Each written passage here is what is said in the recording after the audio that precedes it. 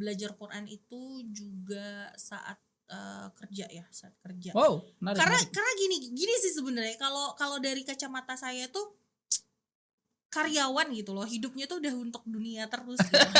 kayak gini, lu bangun dari jam 7 gitu kan, dari jam 7 siap-siap berangkat kantor, jam 8 udah nyampe kantor, terus sampai sore sampai maghrib tuh ada di kantor, terus habis itu pulang nyampe rumah, udah hidup tuh kayak flat gitu aja gitu loh. Bener. Oke, ketika lagi bareng sama teman-teman tuh bawanya Fun happy, ya. gitu ya. Sejenak semua masalah tuh terlupakan. Tapi ketika kita balik lagi sendiri, kayak kok gini banget ya. Kok kayak ngelihat orang lain atau teman misalnya gitu yang dia ngaji banyak kegiatan tuh kayak berpikir waktu gue tuh selama ini dikemanain aja sih gitu.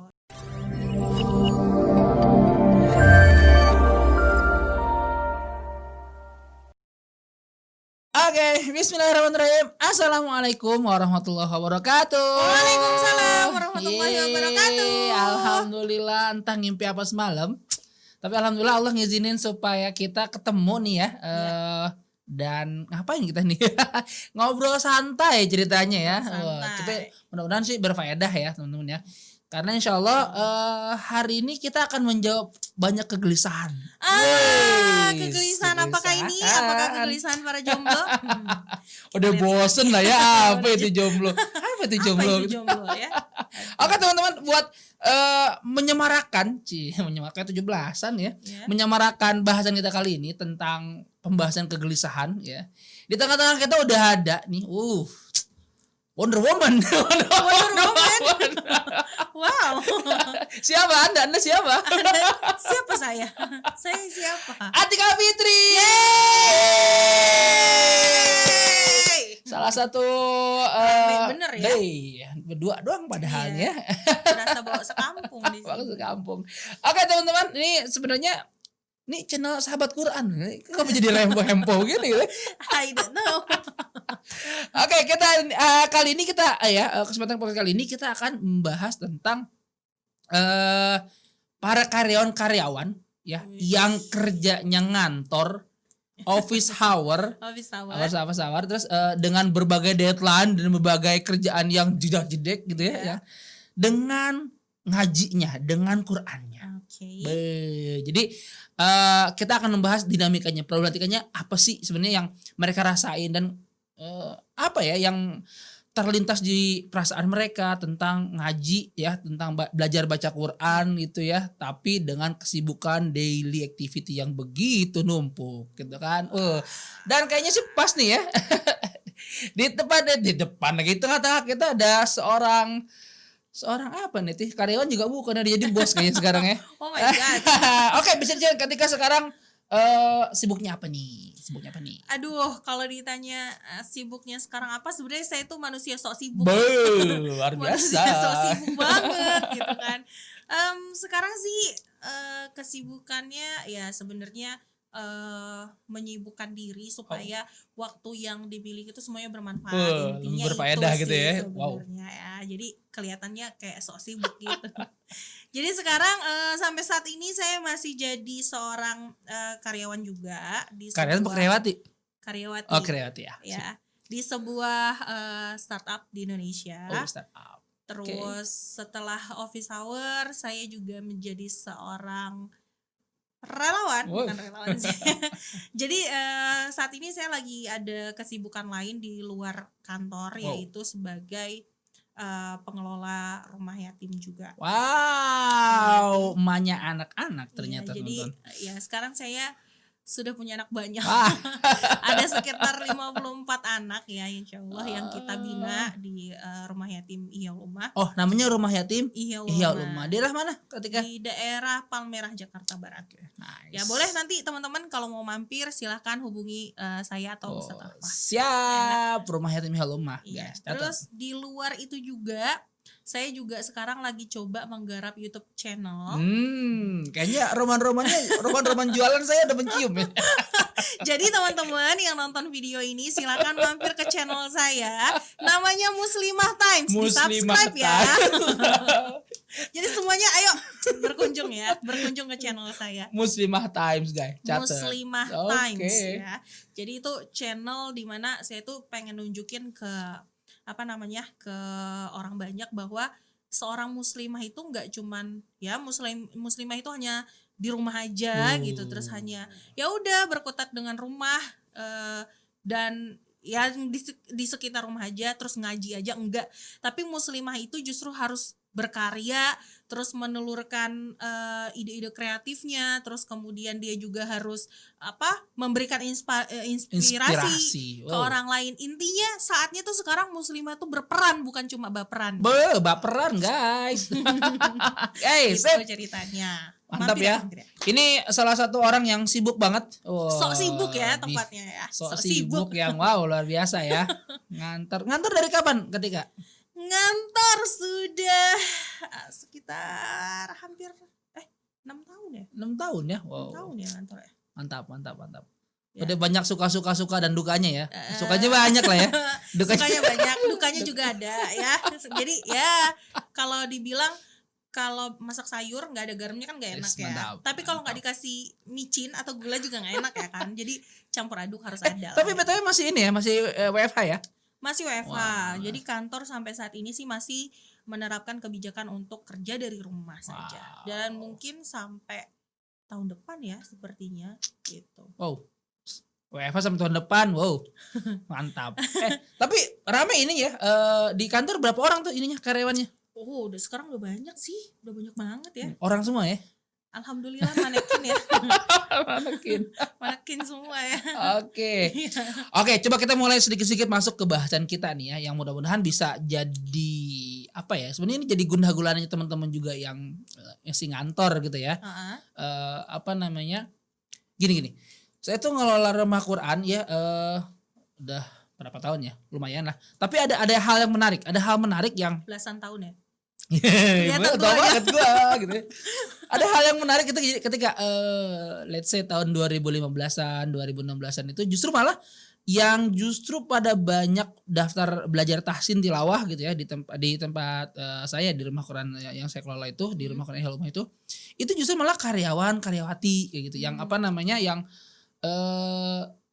semangatnya buat belajar ngaji tuh jadi lebih tinggi ketimbang awal-awal dulu pada buka rumah Quran gitu. Ya. Awal-awal dulu tuh banyak kan sih anak-anak gitu ya. Anak-anak terus orang tua yang malu ditanya sama cucunya atau anaknya ini bacanya gimana terus dia nggak bisa terus dia belajar gitu kan. Iya. Tapi belakangan kok anak-anak yang karyawan gitu yang yang justru malah bersemangat gitu buat belajar ngaji. Sebenarnya gimana sih kalau dari kacamata Katika nih? Karyawan dan belajar ngaji. Kalau menurut saya ya, saya termasuk salah satu yang juga belajar Quran itu juga saat kerja ya, saat kerja. Wow, karena gini sih sebenarnya kalau dari kacamata saya tuh karyawan gitu loh, hidupnya tuh udah untuk dunia terus gitu.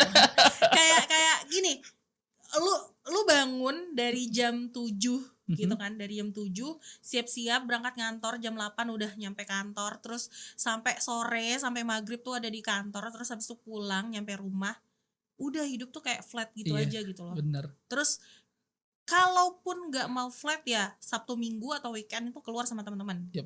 Gitu kan. Tapi ada hal di mana yang masa iya sih mau hidup kayak gini gitu terus gitu ya. Gitu kayak kok kayaknya oke ketika lagi bareng sama teman-teman tuh bawanya happy, fun gitu ya. Sejenak semua masalah tuh terlupakan. Tapi ketika kita balik lagi sendiri kayak kok gini banget ya. Kok kayak ngelihat orang lain atau teman misalnya gitu yang dia ngaji banyak kegiatan tuh kayak berpikir waktu gue tuh selama ini dikemanain aja sih gitu. Jadi awalnya mungkin itu yang membuat kayaknya perlu cari kegiatan yang nggak cuma dunia aja deh gitu. Akhirnya berpikir ke situ. Terus kebetulan juga pada saat itu tahu karena gini kan kalau kita mau cari tempat ngaji ya, kalau dulu waktu kita kecil ngaji tuh di masjid gitu, sama ustadzah yang ada di masjid gitu, nggak malu kan? Nggak malu kecil, ya, masih masih bocah, kecil, bodo kita masih amat, ya. main-main gitu, masih belajar Iqra, alif bata gitu. Kemudian saat kita SD tuh masih masuk SMP tuh udah nggak ngaji gitu kan, udah nggak belajar ngaji. Terus udah banyak kegiatan dong, apalagi SMA gitu kan, apalagi pas kuliah gitu kan, nggak banyak kegiatan aja dibanyak-banyakin gitu kan, kupu-kupu kuliah, ada yang kuliah pulang, tapi pas pulangnya juga ngerjain sesuatu yang lain, ada yang kura-kura kuliah rapat gitu kan, kuliah ngayap ya jadi kayak gitu, jadi kayak apa ya, terus kalau pas mau ngaji mikir dong, ngajinya tuh di mana? Kalau ngaji di masjid, ya masa iya sih bareng sama anak-anak kecil? Ya nggak sih, mikir gitu nggak? Kalau aku sih pada saat itu mikir gitu. Place ya, di mana nih gue belajar ngaji? Mana ya gitu kan? Nah kebetulan waktu itu dari teman sih tahu ada lembaga tahfiz Quran. Kebetulan tuh juga di Ihya Ulumah itu. Ya di Ihya Ulumah itu. Jadi awalnya dari belajar ngaji jadi santri, terus akhirnya jadi relawan, terus akhirnya dikasih amanah untuk di rumah yatimnya gitu kan. Karena ngerasa enak nih, nyaman gitu. Terus ngaji. Nah, pas mau ngaji dites dong ya kan. Aduh gitu kan. Ini gimana nih? Nah, terus akhirnya cobalah dites bacaannya, keterima alhamdulillah gitu kan, dan nggak dari awal banget yang pengenalan huruf hijaiyah gitu kan, karena kayak sempet yang ilmu waktu kecil kita belajar di masjid itu masih inget nggak ya gitu, masih inget nggak ya gitu. Jadi awalnya memang berpikir mau ngaji tapi bingung di mana. Itu sih karena nggak mungkin dong ngaji bareng anak bocil gitu kan, kayak dipertaruhkan muka kita tuh ditaruh mana gitu. Dan kalaupun yang di kelas yang lain lebih tua juga gitu. Iya lebih tua, gitu kan, kayak isinya ibu-ibu yang udah punya anak 4 gitu kan, udah punya cucu. Kayaknya nggak nyambung deh kalau ngobrol gitu kan. Nah kebetulan pas ketika itu dibukanya memang itu dibuka di satu lembaga yang ternyata itu isinya anak-anak muda gitu. Sumuran-sumuran, jadi kayak nambah teman juga. Jadi ngerasa gini, gak cuman gue doang loh ternyata gitu, banyak banget loh yang dia usia-usia sekitar 20-an gitu, tapi mereka juga masih mau ngaji gitu. Akhirnya kayaknya nyaman, terus lanjut deh sampai lulus gitu. Iya rata-rata gitu sih ya, kayak jadi siklus gitu ya. Kita tuh kecil terus ya belajar gitu ya, belajar ngaji, terus sampai SD sampai SMP, terus udah lupa tuh belas gitu kan, baru ngehnya lagi ketika ya mungkin setelah kerja gitu kan, terus kayak tadi ya dari pagi sampai sore kayak Ari Lasso gitu ya, hampa ada apa gitu.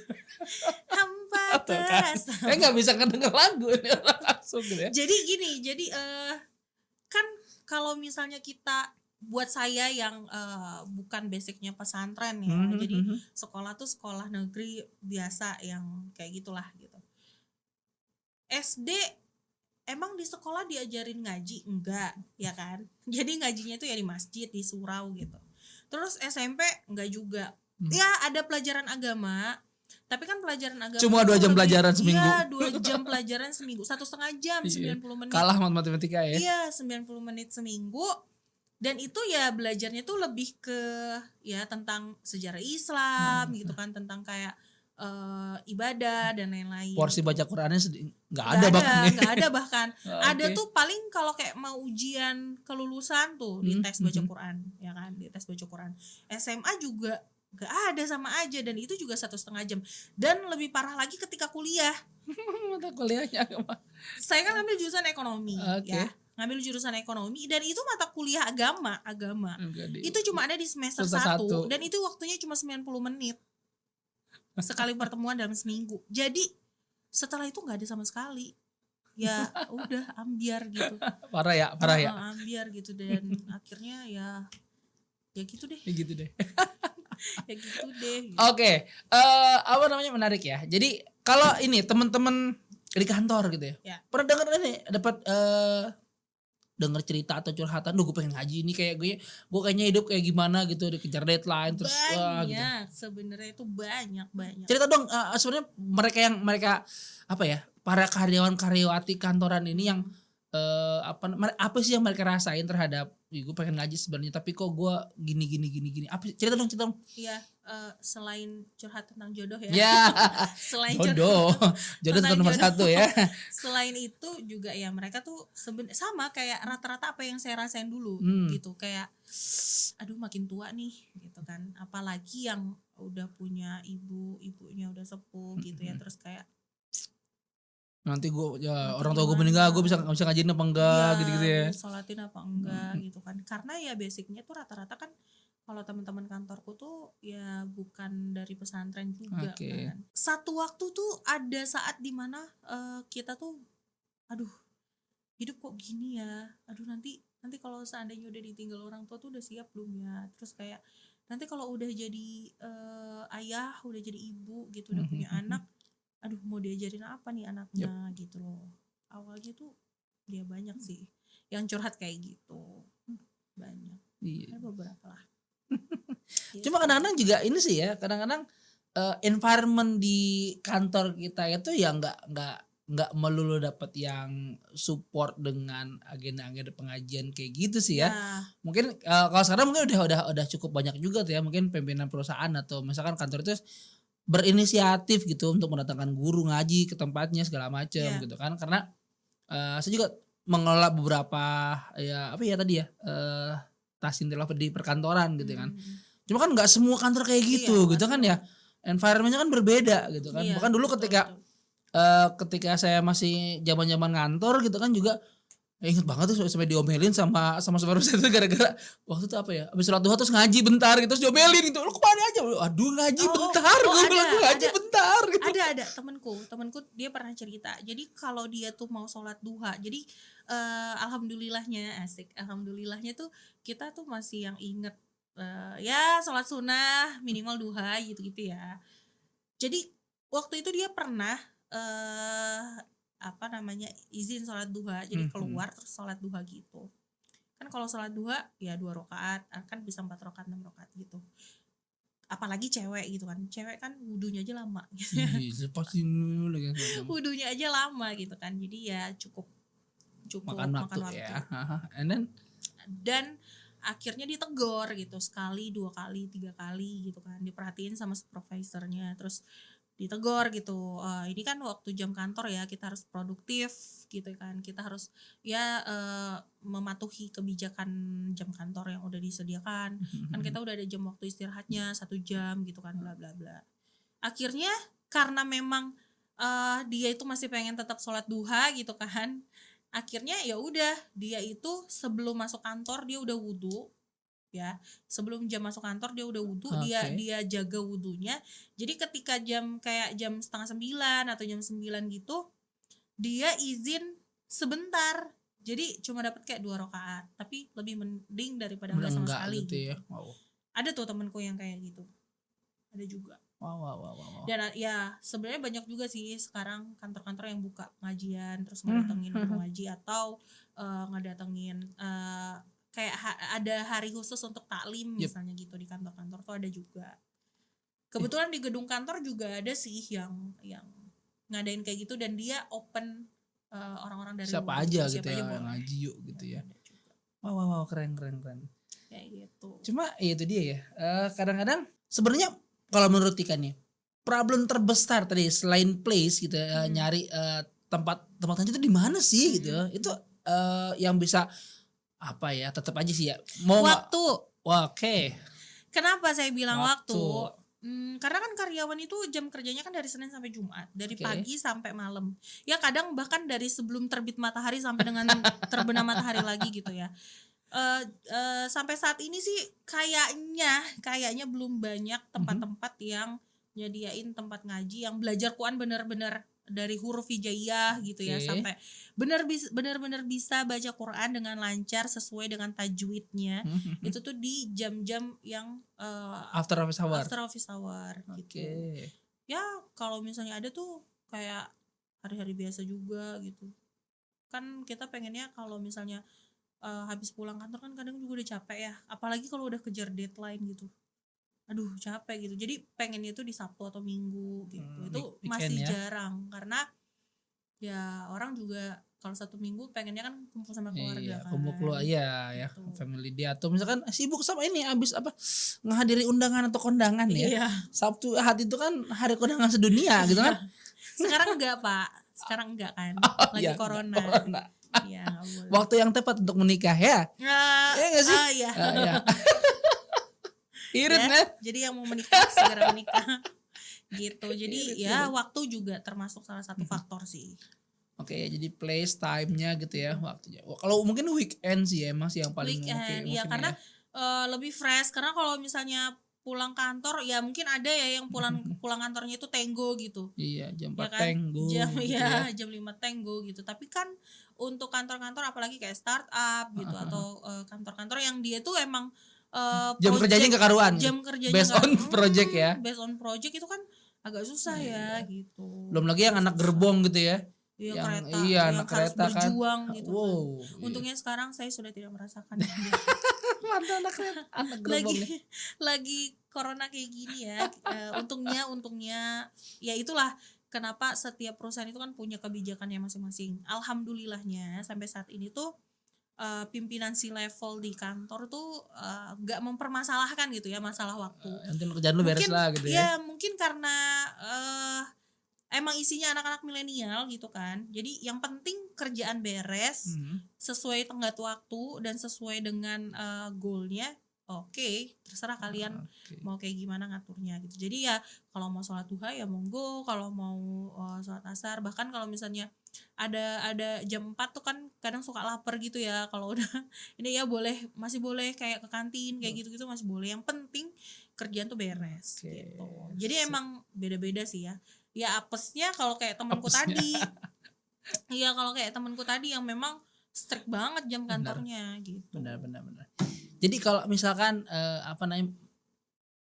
sarannya Tika nih kalau buat teman-teman kantor yang sebenarnya pengen belajar ngaji tadi ya tapi terkendala tentang tempatnya, waktunya atau yang lainnya itu ada saran nggak?